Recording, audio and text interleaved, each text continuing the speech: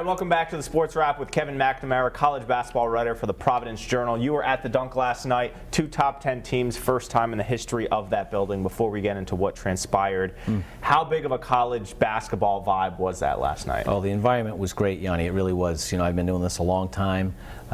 Before the game started, people were up, standing, yelling. It's what you see on TV, see in other venues.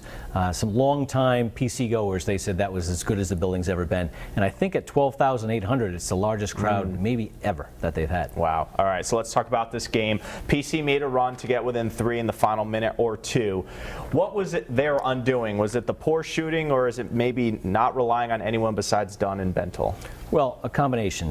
You're not going to win these games with 2 players. Everyone else has to chip in a little bit. They did at Villanova on Sunday, and that put them over the top, barely, in overtime.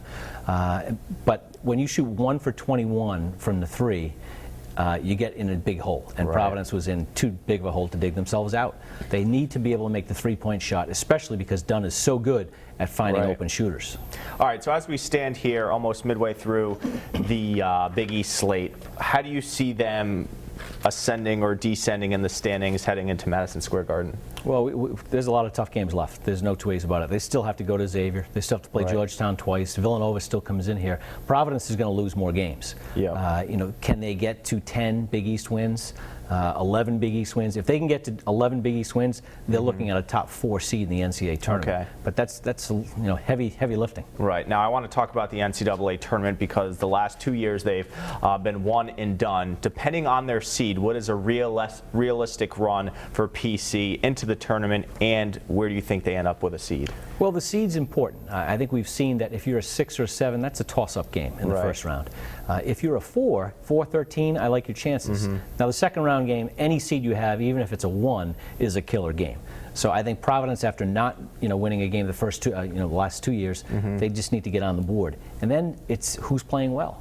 They will have the best player on the court in a second round game in Dunn. And I think Bentel is as good as any big guy in the Big East and one of the better guys in the country right now. Going back to Dunn right now, you've been covering college hoops a long time. He's the best PC player since? He's the best PC player since Ryan Gomes, who was an All-American. He's the best PC guard since Eric Murdoch, which would be the early 90s. Both NBA players, but wouldn't you agree Dunn's more talented than both of them? He is, but Eric Murdoch was a big-time defensive player like Chris is. He had 48 in a game, in a college game. Had a nice NBA career. Can Chris Dunn be a NBA All-Star type guy? I'm not ready to go there yet, but he certainly is. He's blessed with an awful lot of talent. Last full season for PC, they need to go how far in the dance? I mean, they've been up to number 8 nationally in the poll. So where does Ed Cooley end up saying that was a good year? I think any year that ends in the Sweet 16 is a great year for Providence College. It's only happened a handful of times in the history of the program, so needless to say, to get back to that level, to truly be with the elite in the country, that's a home run year for the Friars. All right, we'll just have to wait and see. Getting into college hoop season in earnest here with Kevin McNamara. Thanks so much for joining us. We'll have him back on Friday, and much more from the Sports Wrap coming up after this.